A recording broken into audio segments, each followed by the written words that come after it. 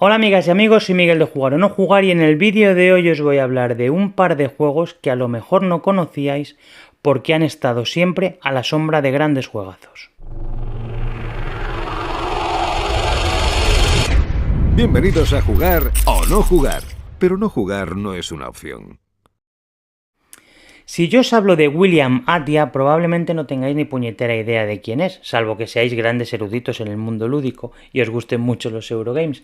Pero si os digo que es el creador de Caylus, a lo mejor os va sonando algo. Ya os comentamos que Caylus, en el vídeo de los juegos viejunos que habían envejecido bien, que Caylus es un euro como la copa de un pino, pero es que este autor, aparte de Caylus, hizo otro juego que se llama Spirium. Spirium es un juego del año 2013 de una dureza de 2,89 sobre 5, de 2 a 5 jugadores, de 12 añitos o más y de 75 minutos. Y es un juego de colocación de trabajadores. Está desarrollado en un mundo alternativo, en Inglaterra, dentro de lo que conocemos como el universo steampunk, ese universo retrofuturista basado en la industria del vapor del siglo XIX. Ahí queda un dato para quedar bien. Vamos a ver. En este juego, digamos que los jugadores construiremos unas fábricas, gestionaremos dichas fábricas con nuestros trabajadores con la intención de potenciar o de maximizar un recurso nuevo que ha aparecido en la humanidad que se llama Spirium. ¿Cómo consigamos crear o explotar ese Spirium nos dará mayor número de puntos de victoria y al final a la postre seremos los ganadores. Es un juego que es un recurso que también podremos comprar, pero como todo recurso escaso siempre costará más. Vamos a ver. El juego se desarrolla en 6 rondas divididas en 3 periodos. Lo primero que haremos será colocar una carta de evento y recibir unos ingresos en función de en qué ronda estemos, serán unos u otros, y lo siguiente que haremos será hacer una de las dos fases que hay. Hay una fase de colocación de trabajadores y una fase de activación. Antes de esas fases, perdonadme, colocaremos 9 cartas, solo 9 cartas que constituirán el mercado. Se colocarán en una matriz de 3×3, dejando bastante huequecillo entre cartas porque en esas intersecciones será donde luego coloquemos los trabajadores. Ahora os cuento. Como decía, hay dos fases, hay una fase de colocación y una fase de activación. Todos vamos a empezar por una fase de colocación para luego pasar a la fase de activación, pero no todos tenemos que hacerlo a la vez. En la fase de colocación podremos hacer dos cosas. Activar el evento en curso, colocaremos un disquito de nuestro color y activaremos el evento llevándonos o haciendo lo que la carta diga, o podremos colocar trabajadores, o podremos pasar a la fase de activación. La colocación de trabajadores es una colocación bastante particular. Empezando por el jugador inicial, cada jugador colocará un trabajador. Empezamos cada uno de nosotros con 3, pero a través de cartas podremos conseguir más. Yo coloco mi trabajador, el otro jugador, etcétera, etcétera. ¿Dónde podemos colocar los trabajadores? En las intersecciones entre cartas. Solo podremos colocar en las intersecciones entre cartas que toquen al menos 2 cartas. Otra cosa es que luego alguna de esas cartas se quite y en ese hueco sí podremos colocar uno de nuestros trabajadores tocando solamente una carta. Pero como norma general solo podremos colocar trabajadores en intersecciones de cartas. Es decir, nunca en las partes de fuera de la matriz que os acabo de contar. Otra de las cosas que podemos hacer en esa fase sería activar la siguiente fase, que es la fase de activación. Es decir, en la fase de colocación podemos o bien colocar trabajadores o bien podremos pasar a la fase de activación o bien podemos activar el evento en curso. Y luego pasamos a la fase de activación. En la fase de activación también podremos activar el evento en curso, podremos ganar dinero, que el dinero es bastante escaso en este juego.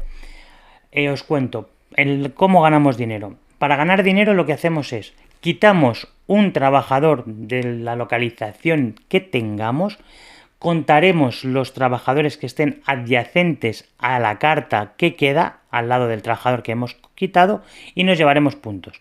Por ejemplo, en la foto que estáis viendo, yo voy a quitar un trabajador amarillo y vais a ver que al quitar un trabajador amarillo quedan 3 trabajadores más, por tanto yo me llevaré 3 monedas. Lo siguiente que podemos hacer después de ganar dinero, después de activar en esta fase de activación, de activar el recurso, podremos activar cartas. Cartas hay de 3 tipos. Hay cartas de personajes, hay cartas de edificio y hay cartas de patentes. Entonces, ¿cómo activamos esas cartas? Con nosotros ya previamente habríamos colocado trabajadores, quitaremos un trabajador para conseguir la carta adyacente y pagaremos en dinero el valor de la carta que nos diga, más el número de trabajadores propios o ajenos que estén tocando dicha carta. Con lo cual tendremos que intentar comprar cartas en las que no haya muchos trabajadores porque si no va a ser muy caro. Si nosotros utilizamos una carta de personaje, simplemente activamos el beneficio de la carta y no hay más historias, ¿vale? Si cogemos una carta de edificio, esa carta de edificio nos la llevamos a nuestro vecindario, partiremos de una carta inicial y colocaremos esta carta a la derecha de la carta inicial.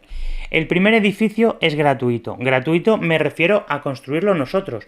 Habremos tenido que pagar el coste en dinero de la carta más los meeples adyacentes.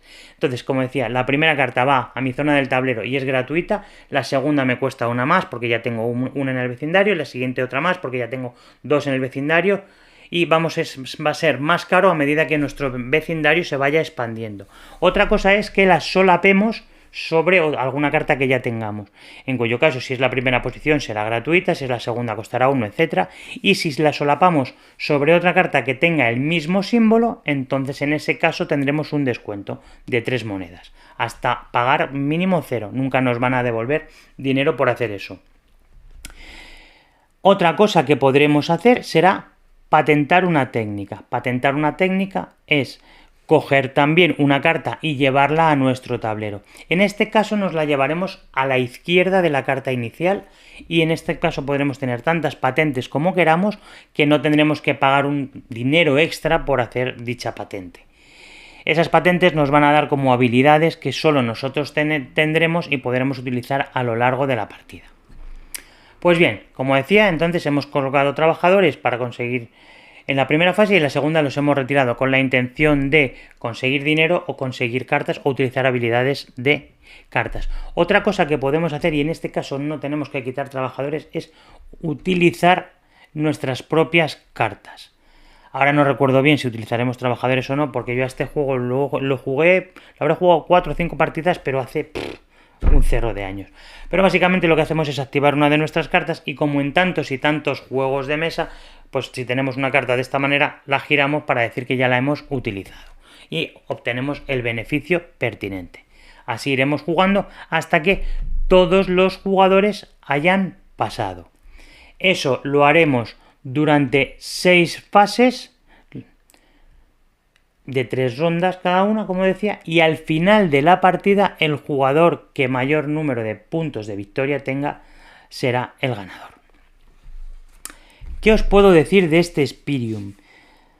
Insisto, hace mucho que lo jugué, de hecho me arrepiento porque lo vendí en una de esas épocas en las que yo no tenía prácticamente espacio y que no me importaría volverlo a jugar. Tampoco tengo problema con eso porque en la ludoteca de algún amigo está presente. Es un euro que si os gustan los euros y os gusta la interacción es la hostia. A mí normalmente me suelen gustar más los euros multisolitario, que prácticamente no hay interacción, pero aquí hay interacción por todo. ¿Por qué? Porque si yo coloco un meeple me voy a llevar dinero al retirarlo, si quiero dinero, por los meeples que hay adyacentes a la carta donde he puesto, donde tú simplemente puedes colocar meeples para encarecer el que otro jugador compre una carta. Más allá de quitarles cartas, que os insisto, hay 9 cartas. Hay 9 cartas durante 3 fases, o sea, hay 9 cartas nada más.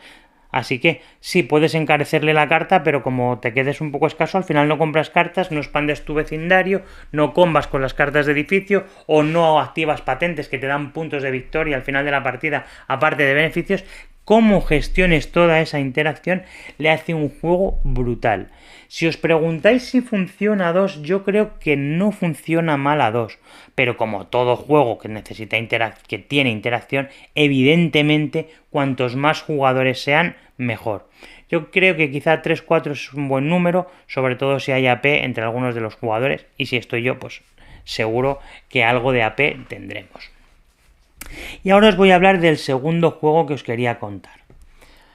Os pongo en antecedentes. Si yo os hablo de Marco Rukowski y Marcel Subelbeck, pues seguramente me volváis a decir igual que antes que estos quién leches son. Pero esta parejita son los creadores de Fresco. Fresco es otro juego que nos gusta muchísimo en casa, que también hablamos de él en los juegos viejunos que habían envejecido bien, y que es un juego de colocación de trabajadores donde tendríamos que pintar la Capilla Sixtina si no recuerdo mal. Y es un juego bastante guay.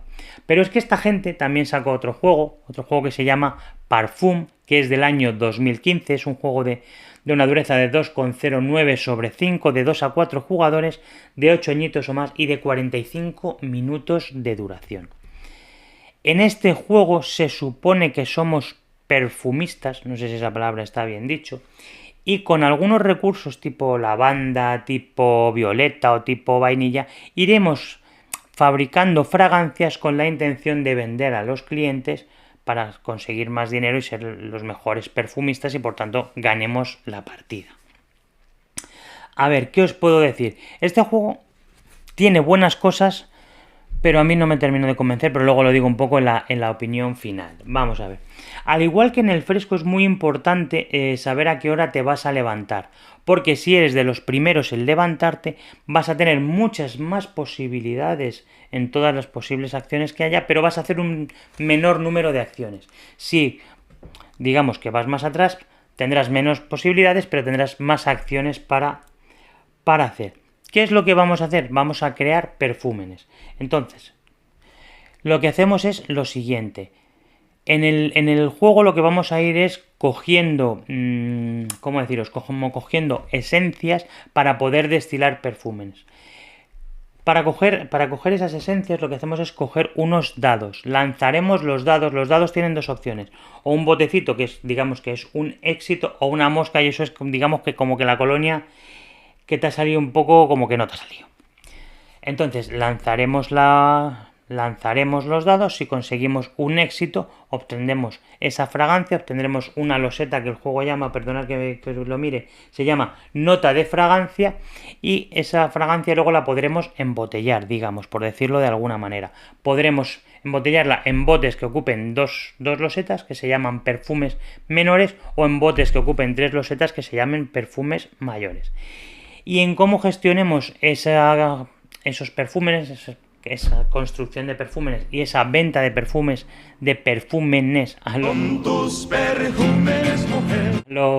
a los clientes, nos hará al final de la partida tener mayor o menor puntos de victoria y ser el ganador. A ver, por el tono que os he explicado, ya entenderéis que este juego no me ha gustado ni mucho menos tanto como Spirium. Es un juego que compré después de probar Fresco y lo vendí prácticamente de inmediato porque tiene un componente de azar brutal. Tú puedes estar haciéndolo todo fenomenal, pero tú llegas, coges los dados los dados para crear colonias, los tiras y no te sale, y aunque hay un recurso en el juego que es agua, que te permite gastar un agua para relanzar dados del mismo color o gastar 2 aguas para voltear un dado, creo que tiene un componente de azar tan sumamente grande que hace que el juego a mí personalmente no me mereciera la pena. Es un juego que si lo queréis probar seguramente lo podréis encontrar bastante barato de salto, sobre todo si os ha gustado el Fresco, y es un juego que yo os recomendaría probar. Es un juego de la editorial Queen Games y creo que si os podéis hacer con una copia a buen precio deberíais probarlo, sobre todo si os ha gustado si os gustó el Fresco tanto como nos ha gustado a nosotros. Pues esta ha sido un poco la idea que tenía del vídeo. Espero que os haya gustado. Si es así, por favor, ponérmelo en comentarios o habladme de otros juegos que vosotros pensáis que están a la sombra de grandes juegazos. Yo tengo alguno que otro más en la recámara, pero no quería que el vídeo fuera excesivamente largo, así que he decidido solamente poner 2. Si veo que el vídeo os gusta, no tendré problemas en hacer más vídeos de este estilo, donde os hable de juegos probablemente rarunos para la gran mayoría, que han estado a la sombra porque los creadores a lo mejor han hecho grandes pelotazos. Y nada, si os gusta, pues lo dicho, por favor dadle a like, suscribíos e intentaré seguir haciendo vídeos con este tipo de contenido. Bueno, no me enrollo, nos vemos en el próximo vídeo, chao. Hasta aquí jugar o no jugar. Ahora puedes suscribirte o no hacerlo, pero no hacerlo es una opción más aburrida.